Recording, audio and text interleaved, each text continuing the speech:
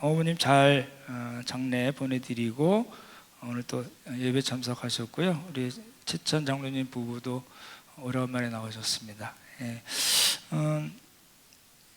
예배 시간 한 10분 전에 막 밖에서 난리가 났었습니다. 우리 서희 집사님 잠깐 나와줄 수 있나요? 예, 잠깐만 나와주시면 좋겠네요. 예, 일로 나오십시오. 그냥 예. 예, 이게 같이 나오면 더 좋죠. 제가 타치하지 말라고 그랬는데 그냥 악수를 해버렸습니다. 그래서 우리 서지사님 이렇게 인사 잠깐 듣고 말씀 같이 나누면 좋겠네요. 여러분 만지지 마십시오. 제가 대표로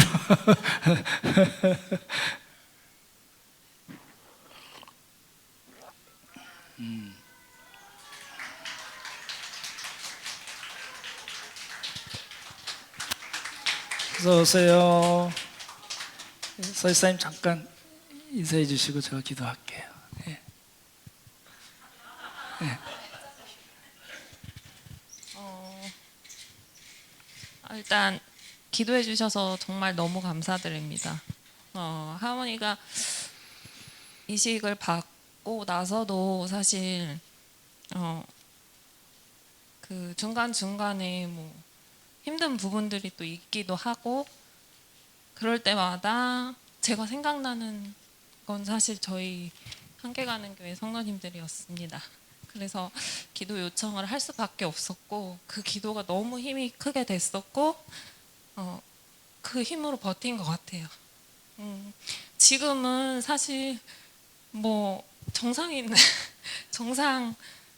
아이들과 건강한 아이들과 거의 뭐 다를 거 없이 너무 잘 지내고 있고요.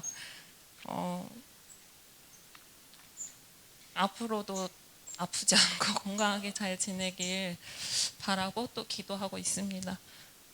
너무 긴 시간인데 사실 투석할 때부터 지금 이식 받을 때까지 너무 긴 시간 동안을 변함없이 너무 끝까지 사랑해 주시고 기도해 주셔서 정말 너무너무 감사드립니다. 너도 한마디 해. 감사합니다. 감사합니다.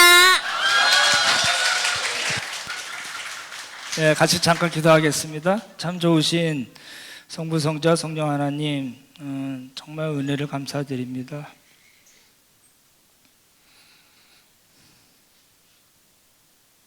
하은이가 잘 수술을 받고 또 잘 회복하는 가운데 있습니다.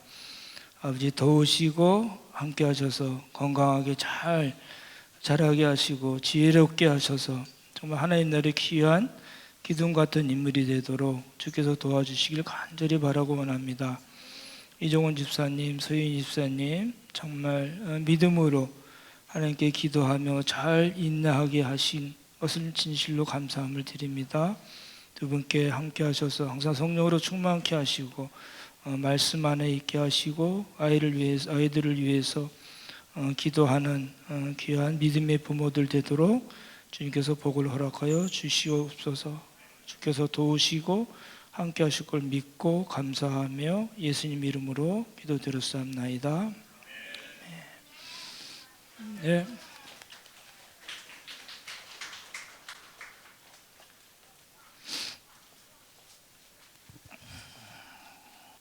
이제 이봉구 목사님 나오셔서 북왕국 이야기 16번째 이야기 여로보암 2세의 죄악에 대하여 말씀해 주시겠습니다.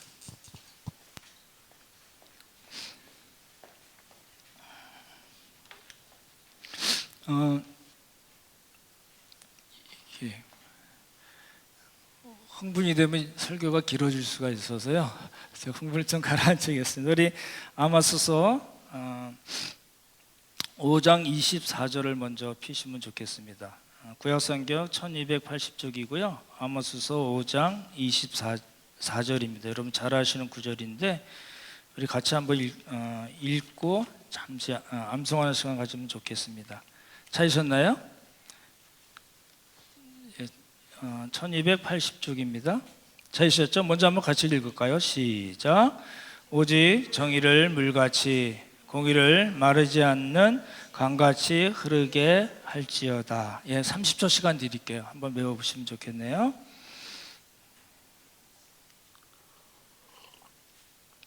(5장) 24절입니다. 오직 정의를 물같이 공의를 마르지 않는 강같이 흐르게 할지어다.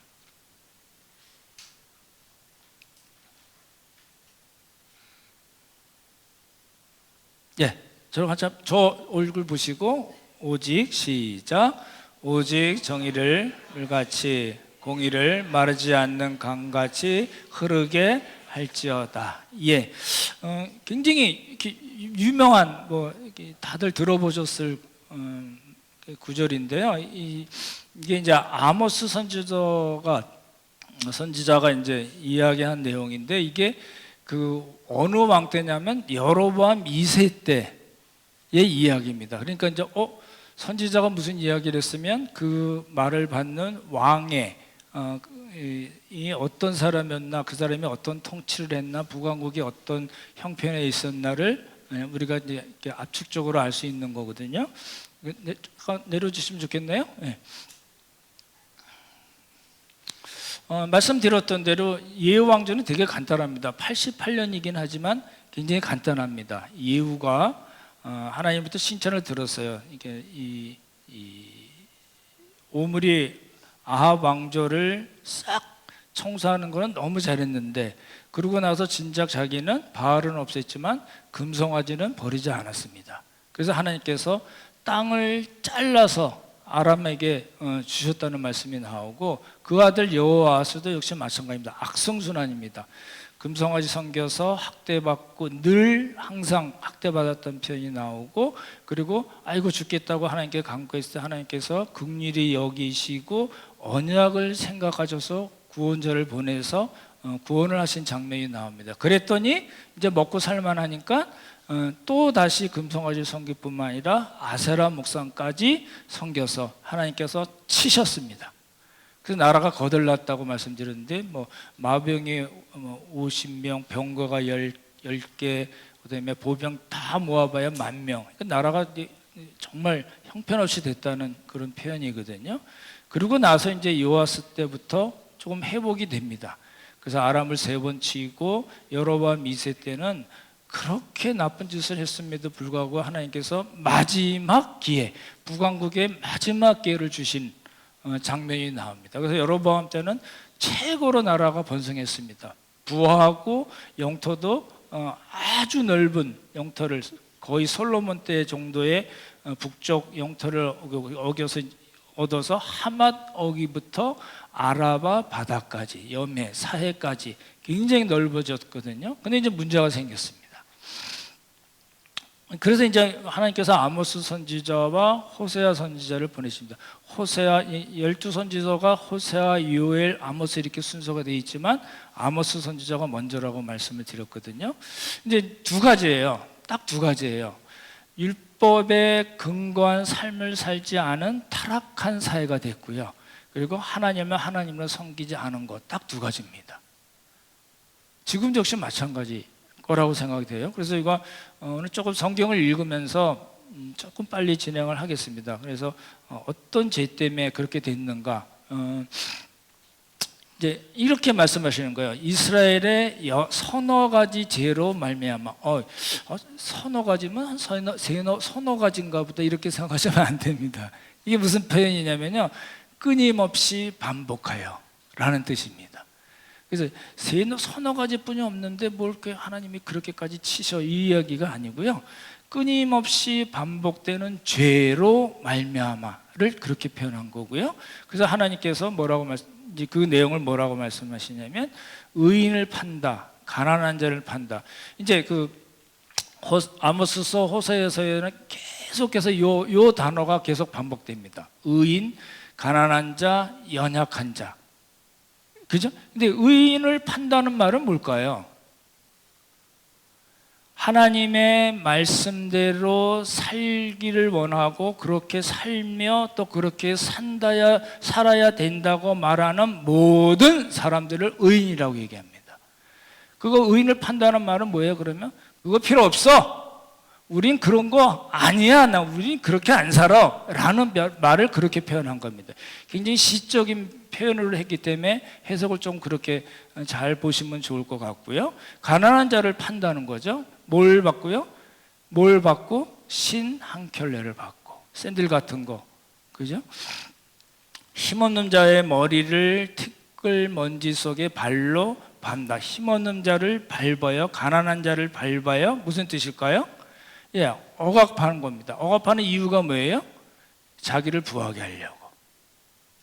그런 거거든요. 이 연약한 자는 이제 온유한 사람, 아까 말했던 의인과 같은 의미로 볼 수 있거든요. 길을 굳게 한다.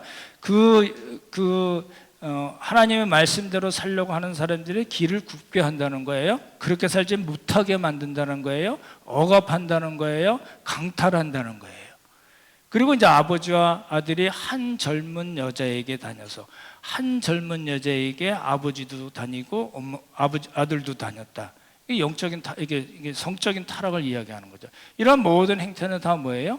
하나님의 거룩한 이름을 더럽히는 것이다. 이제 그렇게 이야기합니다.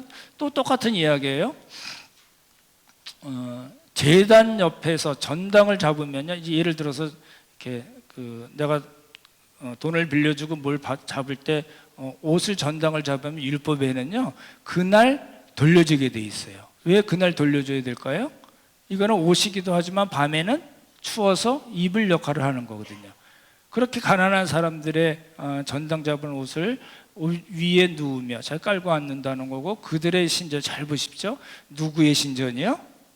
그들의 신전, 하나님의 신전이에요. 하나님께서 그 사람들이 단과 베델에서 또 여러 북왕국의 여러 성읍에서 만들어 놓은 신전은 하나님과 관계없는 그들의 신전입니다. 그래서 그렇게 표현하신 거예요. 그래서 그렇게 벌금 이제 돈 계산하는 법에 안 돼서 이제 막 벌금을 세게 물리고 그 포도주를 마신다라고 돼 있고, 똑같이 힘없는 자를 밟고 미래 부당한 세를 거둔다 라는 이야기예요. 이게 잘 보시면요, 의인 나오고요, 그 다음에 연약한 자가 나오고요, 가난한 자, 힘없는 자 나옵니다. 그래서 성적으로 잘못된 거, 그 다음에 경제적으로 잘못된 거, 영적으로 잘못된 것을 지적을 합니다. 이렇게 지적을 해요. 이게요, 잘 생각해 보시면요, 지금은 이제 우리 대한민국이라는 나라, 여러분 1대1로 이렇게 좀 강한 분들은 거의 1대1로 대입을 시키는데 그렇지는 않습니다. 그 당시 여로보암 2세 당시의 그런 나라의 형편은 지금 우리하고는 다릅니다. 정말 지금은 우리 많이 좋아진 걸로 보셔야 돼요. 그래서 옛날에 이렇게 좀 세게 이야기하신 분들은 이 호세아서 아모스 선지를 굉장히 많이 인용을 했습니다. 그걸 인용해서 막 까기도 하고 공격하기도 하고 그랬는데 사실은 상황 자체는 굉장히 다른 겁니다. 그걸 염두에 두시고 보시면 좋을 것 같고, 다듬은 돌로 집을 건축해서 다듬은 돌로 집을 건축했다는 건 지금으로 얘기하면 굉장히 고가의 재료로 집을 짓는 걸 의미합니다. 아주 굉장히 사치스럽게, 그죠? 그렇게 멋있게 지어놨는데 뭐예요? 거주하지 못해요. 아름다운 포도원을 갖고 왔어요. 포도주, 밀, 보리는 이스라엘에게서는 아주 기본적인 거 핵심인데요. 멋있게 해놓고 갖고 왔는데 포도주를 마시지 못해요. 이거는 이제 하나님께서 징계하신다는 이야기입니다.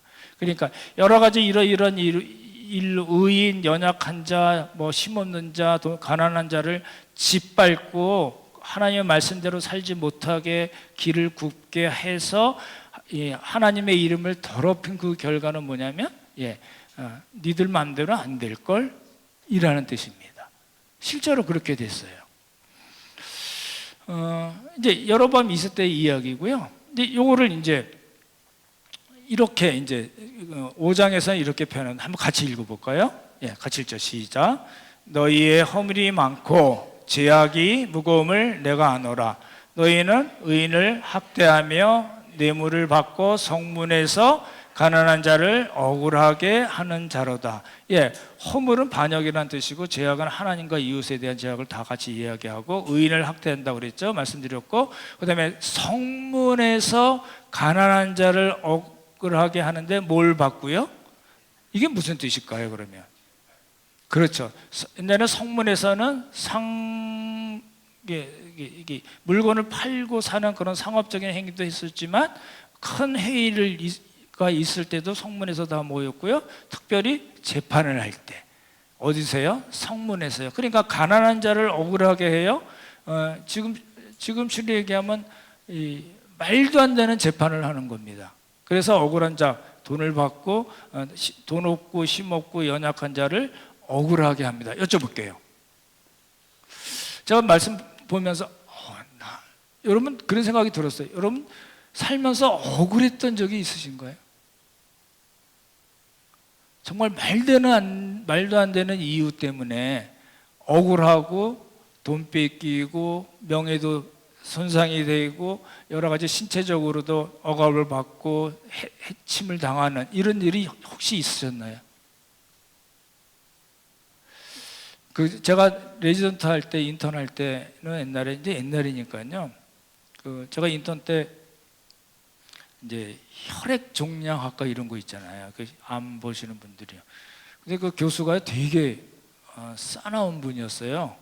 그래서 옛날에는 지금은 다 컴퓨터지만 옛날에는 차트가 있었잖아요. 그 차트가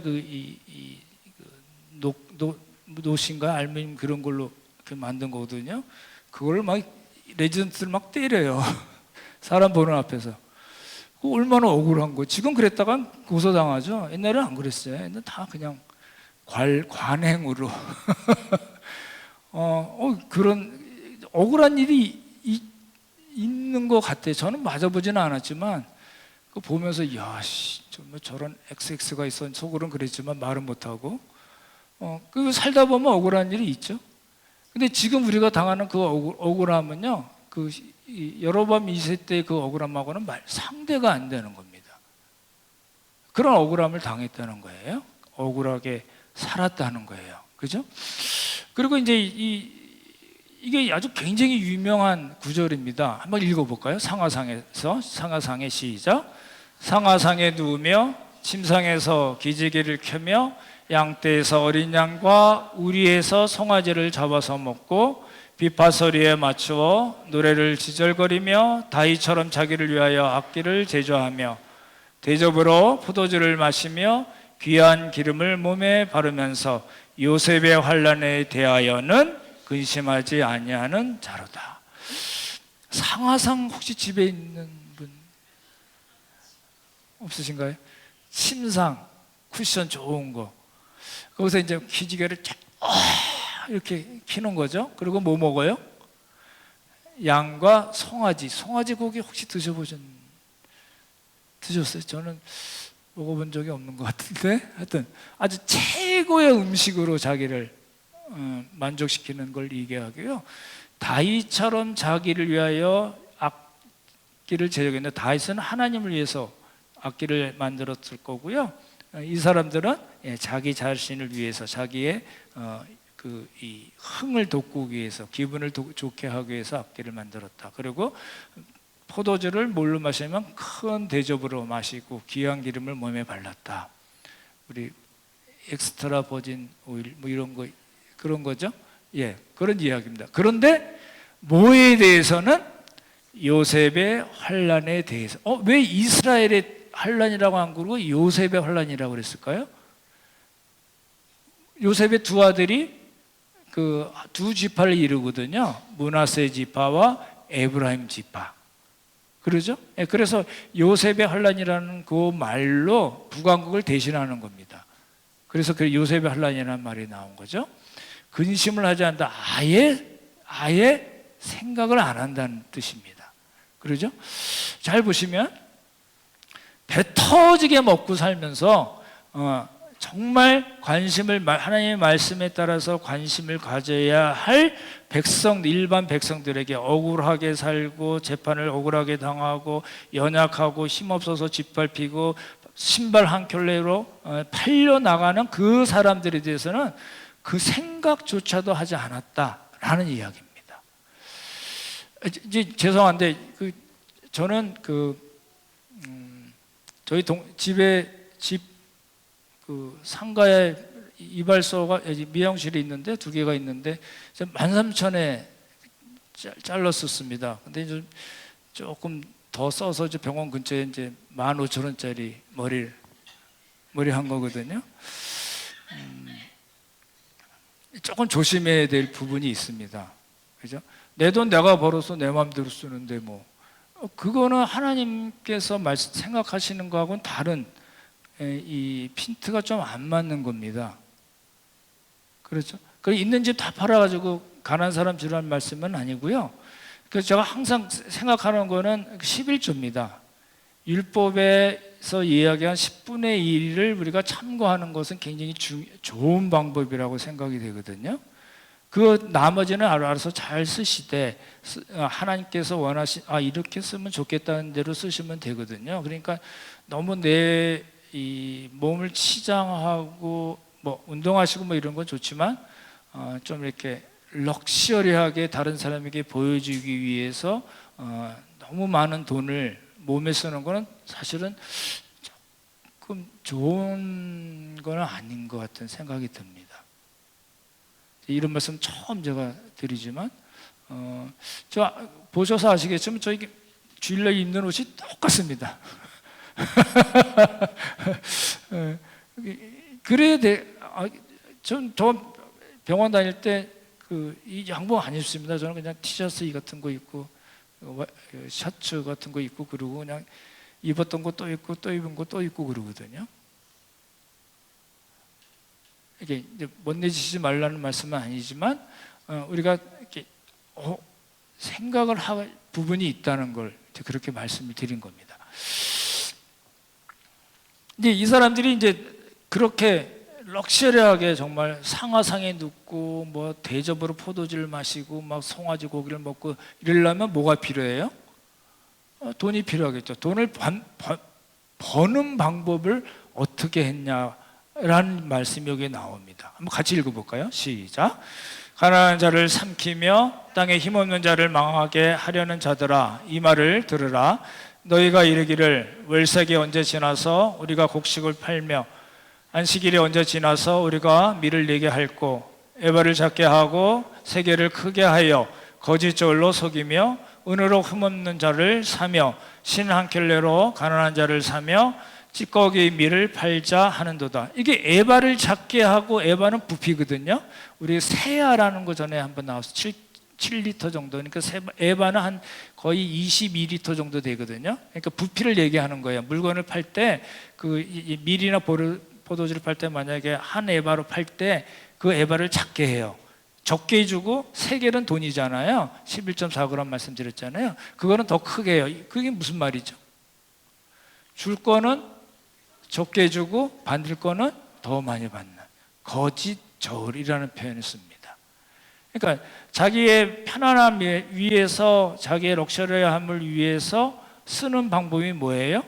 가난한 자들을 삼키는 거, 집밥을 버리고 힘없는 자들을 망하게 해서 그런 거짓 저울로 자기를 배불리려는 겁니다. 그렇죠? 그 찌꺼기 밀, 껍질이 잔뜩 섞인 밀을 파는 거예요. 그죠? 근데 이 사람 잘 보시면요, 왜 월삭이 언제 지나서 안식일이 언제 지나서 이 얘기를 했을까요? 월삭은 월초에 하는 거고요. 안식일은 안식이잖아요. 이거 빨리 지나지 내가 그 짓해서 돈을 번다는 의미입니다. 이게 왜 월삭이 이렇게 길어? 하루가 이렇게 길어? 안식일 이거 꼭 해야 돼? 그런 의미입니다. 그러니까 이 마음속에 탐욕이 가득해가지고 당연히 하나님께 감사하고 속죄하고 하나님의 창조하심을 기념해서 감사드리는 그것이 아까운 거예요. 그 시간이 아까운 거예요. 이게 굉장히 나쁜 의미죠. 그래서 이제 문제가 됐다는 거고요. 그게 이제 사회적인 부패, 그다음에 이 가치관이 이게 왜곡이 되고, 그렇죠? 그걸 위해서 자기가 잘 먹고 잘 살기 위해서 힘없는 사람들, 그리고 사람들을 억울하게 하고 의인의 길을 굽게 하는, 그거는 전부 다 이제 사회적인 부패와 사치에 관계된 겁니다. 그게 첫 번째고요. 두 번째는 우상 숭배입니다.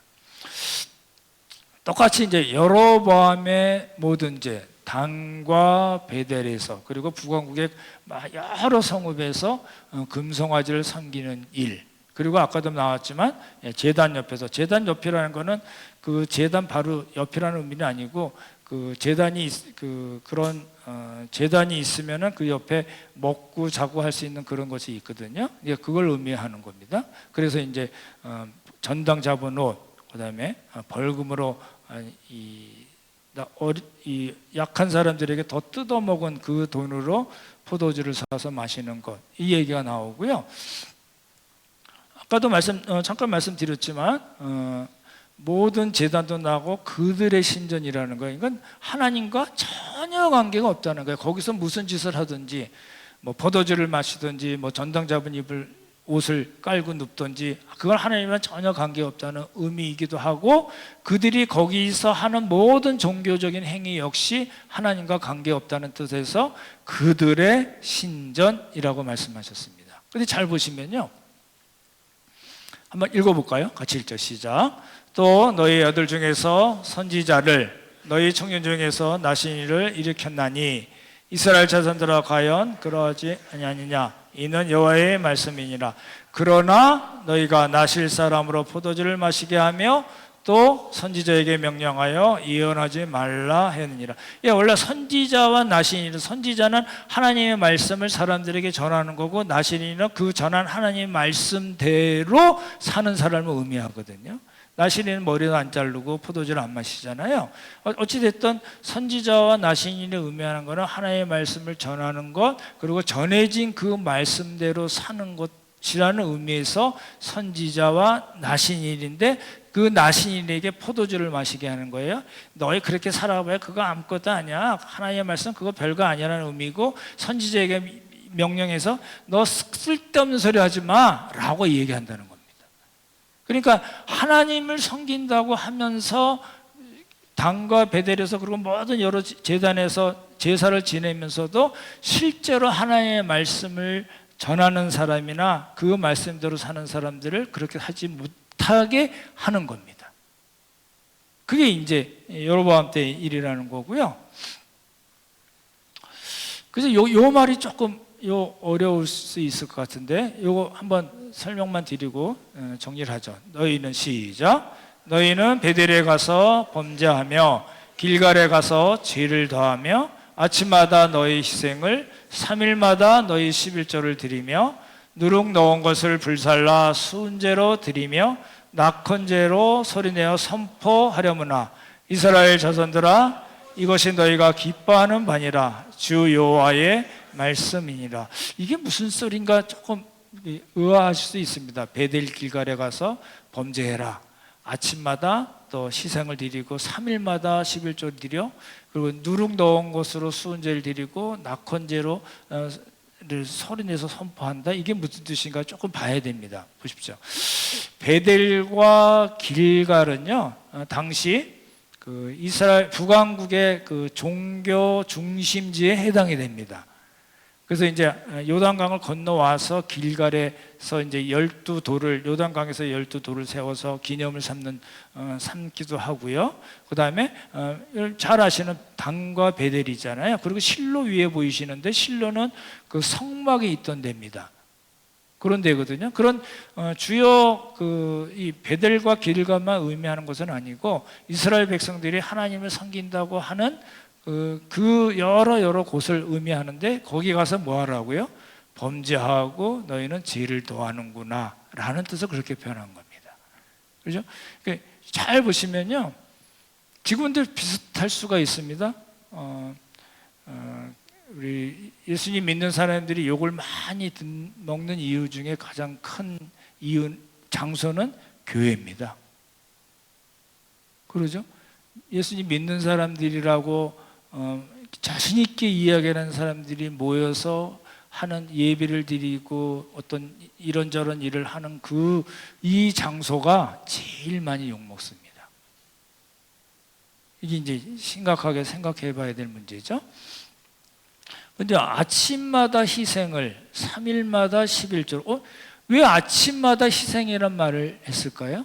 이건 상번제라는 게 있습니다. 아침에 드리고 저녁에 드리는 제사를 상번제라고 그러거든요.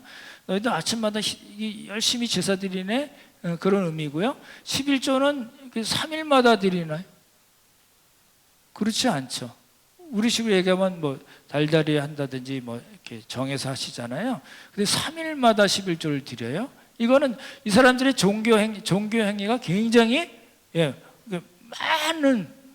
많은 곳에서 그렇게 번성했다는 뜻입니다. 하나님을 안 섬겼던 게 아니에요. 엄청 섬겼어요. 금송아지도 섬기고 하나님도 열심히 섬겼어요. 그거 지금 얘기하는 겁니다. 잘 보시면요, 베델 아브라함이 처음에 가나안에 들어와서 제단을 쌓은 곳이고, 야곱도 아시잖아요. 야곱이 잠깨요, 아시잖아요. 그 베델이고요. 길갈 말씀드렸던 대로 12돌을 세워서 이제 애굽의 수치가 흘러갔다, 이제 뭐 할례 받고 유월절 지냈던 아주 굉장히 종교적으로 중요했던 곳이거든요. 그러니까 이제 근데 이제 우상 숭배의 본거지가 된 거예요, 그 장소가. 그러죠? 이거 굉장히, 저는 이제 우리 한국 교회랑 연결시켜서 얘기하면 이거 굉장히 큰 문제일 수도 있습니다. 여러분이 아시는 그 교회, 그런 교회들이 우리 교회도 포함될 수 있을지도 모릅니다. 그런 교회들이 우상 숭배의 본고지라고 만약에 생각한다면은, 그렇게 정말 그렇다면은 보통 문제는 아니거든요. 그게 우리가 말씀을 통해서 우리 자신을 살펴봐야 될 부분이거든요. 그래서 이제 베델, 길갈, 미스바, 라마는 다 사무엘이 다니면서 순회 사역을 했던 동네들입니다. 그래서 베델도 들어가고 길갈도 들어가고. 근데 이스라엘 백성들은 그렇게 하나님께 은혜를 받았음에도 불구하고 아침마다 희생을 3일마다 11조, 이건 다 이게 종교 행위로 이야기하는 거고요. 잘 보십시오. 수은제란 말 잘 못 들으실 수 있는데요. 수은제는 누룩을 안 드리는 감사제입니다. 누룩이 들어가면 안 되는데요, 누룩을 넣어서 드려요. 그러니까 엉망이죠. 자기 마음대로 한다는 뜻이고요. 낙헌제는요, 감사의 의무를 하는 거지, 야, 나 제사 드려, 나 와서 봐 하고 소리내어 선포하는 것이 아닙니다. 같이 화목제로 사람들에게 제사를 드리고 같이 음식을 나누고 하는 그런 의미에서의 낙헌제거든요. 그걸 소리내서 광고한다는 뜻이거든요. 그런 의미입니다. 여기 이제 말씀드렸죠. 수은제는 주시는 은혜에 감사해서 드리는 화목제인데 누룩을 넣으면 안 되는데 누룩을 넣어서 수은제를 드리고, 그렇죠? 낙헌제는 정말 그야말로 자발적으로 감사를 드리는데 나 이거 해라고 선포한다는 겁니다. 이게 이제 헌금할 때도요, 이런 조금 조심스럽죠, 사실은. 저희는 그러지는 않았지만 이렇게 헌금하면 이렇게 11조 뭐 쫙 부르고 누가 뭐 하고 누가 또 헌금 많이 하시면 이렇게 어느 분이 이렇게 많이 헌금하셨습니다, 그리고 막 광고하잖아요. 그거 왜 그렇게 하는지 모르겠어요. 그렇게 해서 교회가 더 성경적으로 건강해질까요? 그런 일은 없죠. 그렇게 해서 교회가 더 재정적으로 더 튼튼해질까요? 그럴 가능성이 있습니다. 저분도 저렇게 했는데 나는 이 정도라도 해야 되잖아, 이런 마음을 일으키는 굉장히 영업 전략입니다. 그런 일들이 사실은 이 지금 여로보암 2세 때 아모스 선지자가 이야기한 이런 이야기들이요, 그냥 우리하고는 아무 관계가 없는 거네 하고 쑥 지나가기는 어렵습니다. 한국교회는 그게 너무 강했기 때문에 지금은 이제 많이 좋아지기도 하고 그것 때문에 노력을 하기도 하지만 이런 일들이 이제 많이 있는 거거든요. 오늘 정리를 해보시면 좋겠네요. 결국은 88년 지나고 망했습니다. 망하고 그리고 30년, 31년 동안 5명의 왕들이 나와서 어쩌니 저쩌다가 아예 망해버렸습니다. 그러면 이제 생각을 해보셔야 될 부분이 있어요. 이제 우리가 명확하게 해야 될 거는 두 가지 이유 때문에 심판받고 멸망했다는 것을 알 수 있고, 그리고 의인이나 사회적 약자들을 그 일을 못하게 하고 억압하고 발로 밟아서 그래서 이제 망했다 이 이야기인데요. 이 아모스서가 이제 굉장히 중요하게 이야기하는 것이 한 구절이 있습니다. 자, 먼저 찾아보겠습니다. 아모스서 9장입니다. 9장 11절과 12절입니다.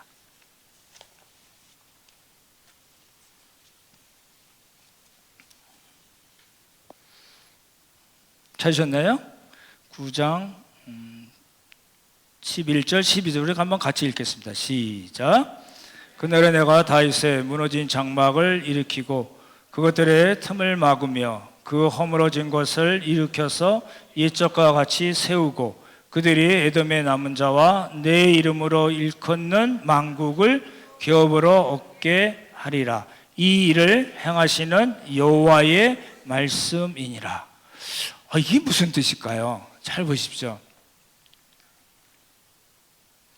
이제 우리가 5장 24절에 봤듯이 정의를 강같이 정의를 물같이 공의를 마르지 않는 강같이 흐르게 할지어다 이랬는데 당연히 여로보암 때는 안 됐죠. 그렇죠? 그럼 31년 지나서 그 후에 31년 다섯 왕 때도 그런 일이 있었을까요? 없었습니다. 그러면 이제 문제가 되는 거예요. 지금 그 9장에 보시면 뭐라고 말씀하시냐면 다시 한번 보시면요.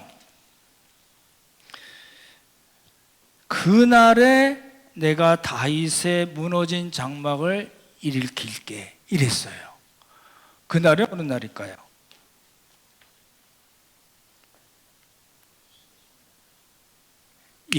보십시오. 성경의 그 아모스 선지자의 예언을 들으면요, 이거 아무런 소망이 없는 거예요. 너희 이랬지 저랬지 이랬지 저랬지 그래서 너희 심판하고 멸망하고 잘라버릴 거라고만 끝나지 않습니다. 그거는 이제 심판에 대한 영역이고요. 그리고 그 심판이 이렇게 가서 뭐예요? 회복으로 갑니다. 이건 모든 선지자들이 똑같은 방식을 쓰는 거거든요. 회복만 이야기하지 않고요, 심판만 말씀하시지 않습니다. 심판을 말씀하시되 이것이 어떻게 돼요? 예수 그리스도로 말미암아 회복되는 걸 의미합니다. 그래서 하나님께서 다윗과 약속하신 그 다윗 언약을 이제 예수 그리스도를 통해서 이제 회복하실 것을 이렇게 말씀하시는 거고요. 그 회복하시는 것에 대해서 말씀하시면서 12절에서 뭐 이런저런 만국을 기업으로 줄 것이다라는 의미는 모든 이방 백성들을 하나님께서 선택하시고 구원하셔서 그 하나님 나라의 백성으로 만드실 거다라는 걸로 아모스 선지자가 끝이 납니다. 잘 보십시오. 이런 얘기예요. 저희가 이제 아모스를 다 강의하기는 어렵지만 아모스 선지자의 이야기는 현실의 바탕을 두고 있는 겁니다. 그때 여로보암 2세 때 그 현실, 하나님을 섬기지 않고 우상을 섬기고 부패하고 타락하고 지나친 극도로 사치를 한 그 현실의 바탕을 두고 말씀을 전했는데, 그래서 너희 이제 망할 거야 라고 길게 이야기하고 맨 마지막에 회복을 이야기하는 겁니다. 그 회복은 예수 그리스도를 통한 회복이고요. 그리고 그거는 북왕국이나 이 남왕국만 의미하는 것이 아니고 하나님께서 택하신 그 새 언약의 복을 받은 모든 크리스찬들을 의미하는 겁니다. 그리고 그 복에 지금 우리가 들어와 있는 거예요. 너무 감사한 거죠, 사실은. 잘 생각해 보세요. 우리가 그 당시 태어났으면 이거 잘 살아도 걱정이고 못 살아도 걱정 아닐 거예요? 잘 먹고 잘 살으면 그런 대로 지금 이 이야기를 다 안다면. 그러니까 이제 아모스 선지자도 마찬가지고 호세 선지자도 마찬가지입니다. 아주 신랄하게 비판하고 너희 그것 때문에 심판받고 멸망받을 거야. 근데 하나님께서 큰 그림을 갖고 계셔 라는 의미입니다.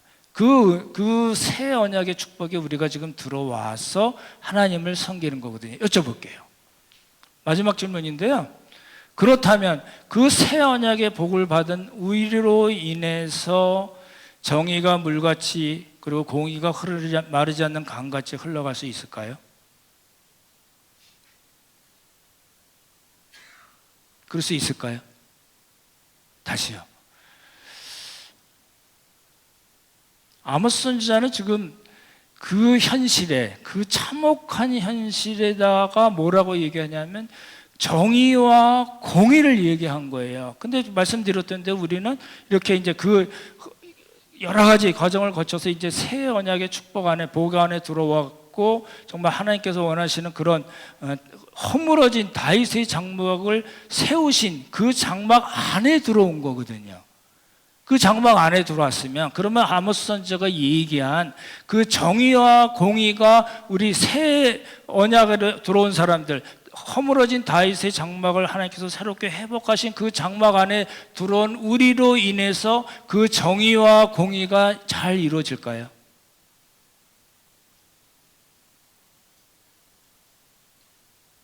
저는 아니라고 봅니다. 택도 없는 소리입니다. 여러분들 아시는 교회에서 혹시 이제 재정을 공개하는 데 있으면 한번 해가지고 그 퍼센트 한번 내보십시오. 5% 만약에 이렇게 나눔을 쓰면 엄청나게 잘하는 교회일걸요. 이제 생각을 해봐야 되는 거예요. 근데 이제 어느 한 교회를 이야기하는 게 아니라 한국교회 전체를 얘기하자면 그렇게 안 살아요. 근데 그렇게 안 사는데 그렇게 안 살고 교회가 자기 배만 불리는 교회가 많아요. 그렇게 됐으면 그 하나님께서 말씀하신 아모스 선지를 통해서 정의와 공의가 마르지 않고 흐르는 강같이 만들게 할지어다 하시고 하나님께서 말씀하신 그 의도가 안 세워질까요? 세워져요. 언제요? 하나님 나라가 완성될 때. 그러니까 우리 입장에서는 그럼 그때 완성되니까 이제 먹고 놀아도 되겠네 이 얘기일까요? 아니요. 안도 되려도 해야 돼요. 우리 교회가 예를 들어서 함께 가는 교회가 다른 교회 말더라도 우리 교회가 마음에 안 들게 하는 부분이 있어도 해야 돼요. 언젠가는 하나님께서 완성시킬 날이 있긴 하겠지만 그리고 우리 현실적으로 우리가 부족한 부분이 너무 많이 있긴 하지만 그럼에도 불구하고 해야 됩니다. 어떤 방식이든지. 그래야지 우리가 정의와 공의로 산 사람들이라는 하나님 나라의 기록을 볼 수 있게 될 겁니다. 아무쪼록 오늘 말씀을 잘 생각하시고 내 삶에서 내가 살고 있는 가정에서 내가 살고 있는 그 직장 그리고 내가 만나는 사람들 가운데서 내가 어떻게 하나님께서 원하시는 정의와 공의를 행할 수 있는 사람이 될까 생각하시면서 잘 감당하는 그런 귀한 복이 있기를 예수님의 이름으로 축원합니다. 참 좋으신 성부, 성자, 성령 하나님, 정의와 공의를 생각할 때 저희들이 정말 하나님 앞에 무엇을 내놓을 수 있겠습니까? 하나님, 우리를 불쌍히 보시고 그럼에도 불구하고 우리에게 힘을 주시고 말씀을 통해서 우리를 다시 깨우치신 하나님이심을 알고 감사드립니다. 우리의 삶을 통해서 부족하지만 끊임없이 정의와 공의가 흐르는 우리의 삶이 되도록 주님 복을 허락하여 주옵소서. 하나님 은혜 감사드리오며 귀하신 예수님 이름 받들어 기도드렸사옵나이다. 아멘.